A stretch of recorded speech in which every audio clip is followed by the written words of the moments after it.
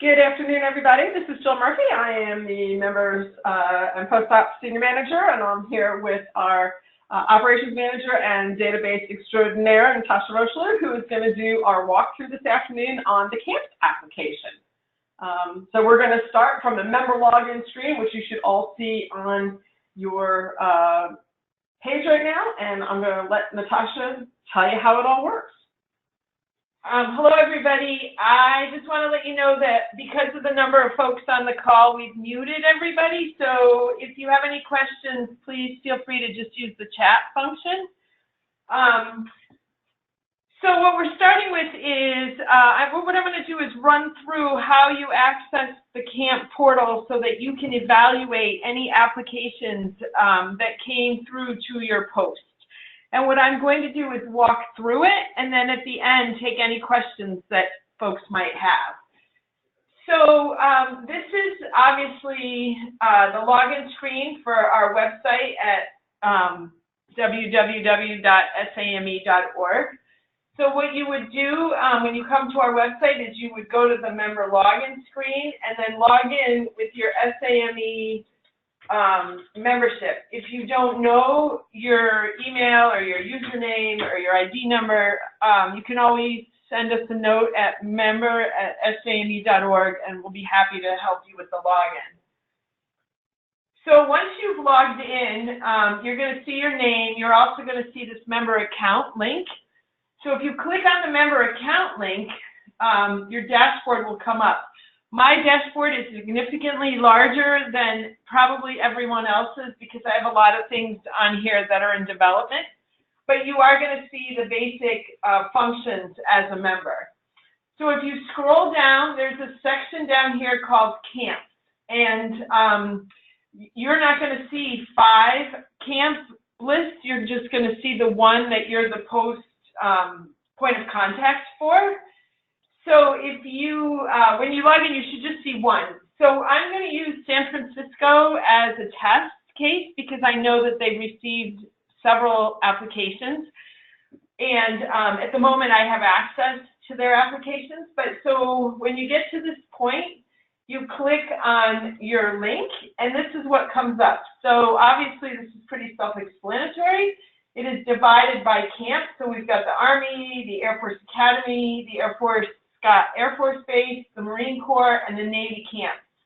And what this shows you is the applicant's name.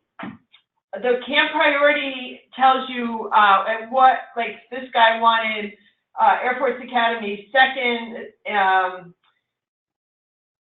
he wanted the Navy camp first and whatnot. So this is the priority of which they want to go to the camp. And then this is the status. At the moment, all of these are complete, which basically means that we've reviewed them. The other status you might see here is Camp App 20. What that means, and that tells us, is that the application has been submitted, but we have yet to review it. So once we review it, the status changes to either complete or incomplete. We review the CAMP applications daily as they come in, and we send a note to the campers when the application's complete, and we send a note to all the campers when they're incomplete. Sometimes you'll see somebody on this list that's incomplete, then they switch to Camp App 20, because every time they go in and make any updates, their status changes back to Camp App 20, just so that that's a flag for us to go back in and review their application. So once it's here, it says complete. You can review it. Actually, right now, not everybody has access yet to their portal. I'm setting all that up. The campers have until March 16th to submit their application. So even if it says complete, they still can go in there at any point before March 16th and make changes. So if you do have access, and especially the folks from last year, you might have access, you can go in there and check out to see who's applying, but I would caution about downloading or saving any applications because, like I said, they have until March 16th to make any changes that they need. So once you're here, you can click on this View Application, and what this does is bring up the person's full app. So it's got their personal information, their emergency contact information. They've had some questions that they needed to answer. One of the questions here is, do you have medical insurance and are you a U.S. citizen? If they've answered no to either of those, they should not be here in your applicant list. Like I said, we go through and check them all, but in case we missed it, I doubt it because the program kicks them out, and then in case anybody slips through, we also check. But so the demographics section, their school information, STEM classes that they've taken, extracurriculars with an explanation, the 2 essays that they need to complete. Down here, what we do is we show the 3 posts that they have selected in order to request sponsorship. So in this case, because this is in the San Francisco Post portal, the San Francisco Post is listed first. However, this person also requested sponsorship from Honolulu and or San Diego should San Francisco choose not to sponsor them. The thing is, in the portal, you only see the applicants who've chosen you first. You don't see anyone who's chosen a post second or third unless we get to the second round, and then we have to shuffle folks around. The next section down here shows a consolidated list of all the camps they've applied to. Some kids apply to just one. Some kids, like in this case, apply to all 5. And what they do is they list in order of preference which camps they would like to attend.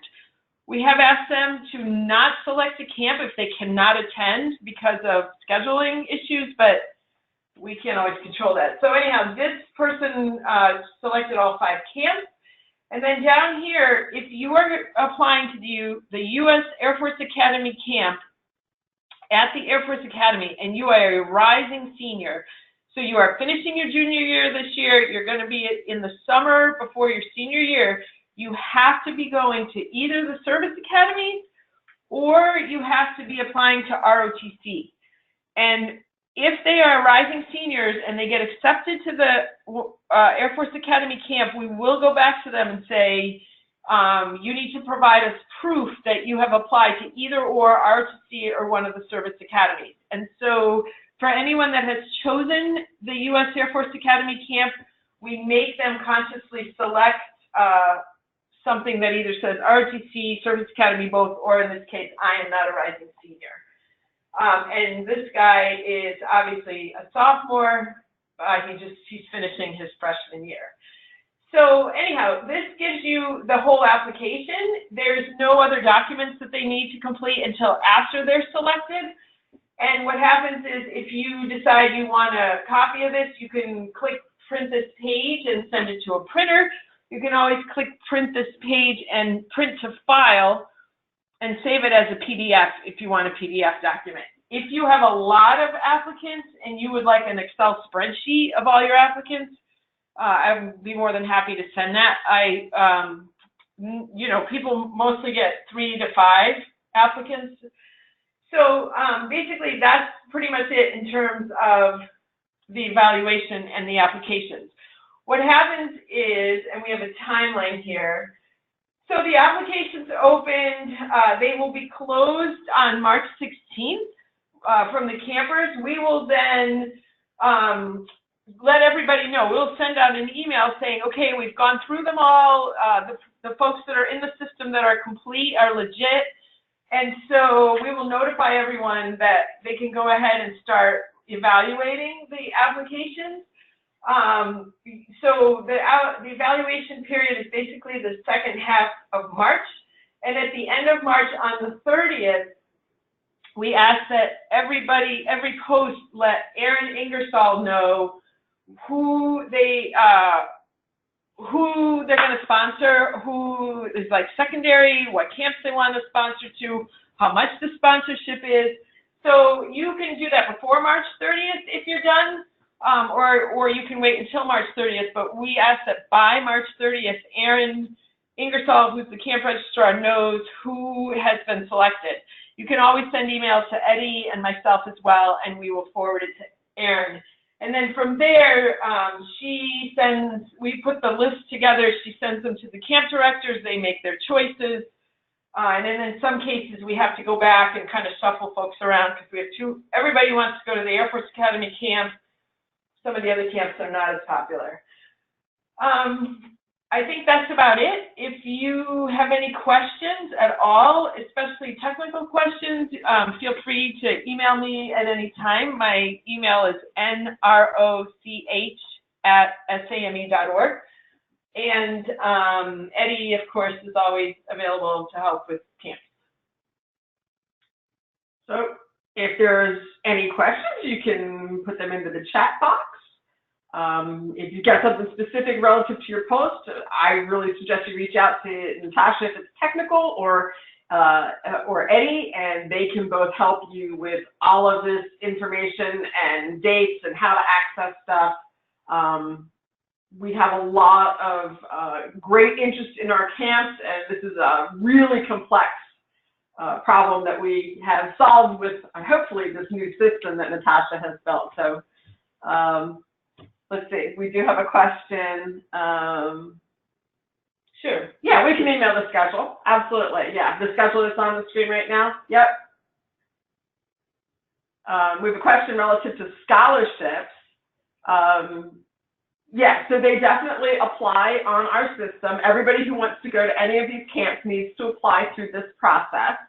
And, oh gosh, okay, now we're getting crazy with questions.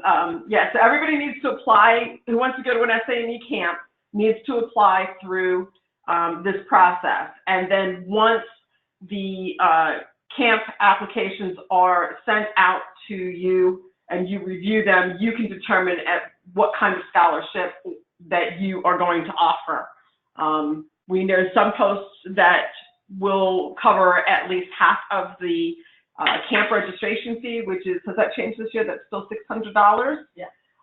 We have some posts that pay the full registration, some posts pay travel, so it's entirely up to the post what they want to offer a camper that they want to sponsor. But you can make that decision once that person has been accepted to camp. Okay, so we have another question to clarify about the Air Force Academy camp. Okay, you do not have to be a senior to apply to the Air Force Academy camp. If you are, you have to be going into your sophomore, junior, or senior year next year to apply to the camp. However, the caveat is if you are a senior, if you're going to be a senior, you have to be going either into ROTC or a service academy in order to attend that camp. So if you're going to the University of Tennessee, not ROTC, then you cannot go to the Air Force Academy camp if you're going to be a senior. However, if you're going to be a sophomore or if you're going to be a junior, it doesn't matter what your plans are, you can go ahead and go to the Air Force Academy camp. Because the Air Force Academy camp was originally started to encourage folks to go into military engineering, and so the stipulation was that you had to be ROTC or you had to be going to a service academy if you're a rising senior. Someone, I think that's it, right? Oh yeah, that's it. Yeah, that's it. Yeah. So if there's any other questions, by all means, give us a shout, and we'll be happy to answer them. And whoever asked a question and requested private response, we'll take care of that once we get off the phone. Okay. Well, that's it for today's webinar. We've recorded it, so we'll make that available to you later and anyone else in your post who may have a responsibility for camps or scholarships or participation in some part of the camp program. So thanks everyone for joining us today, and happy camp season.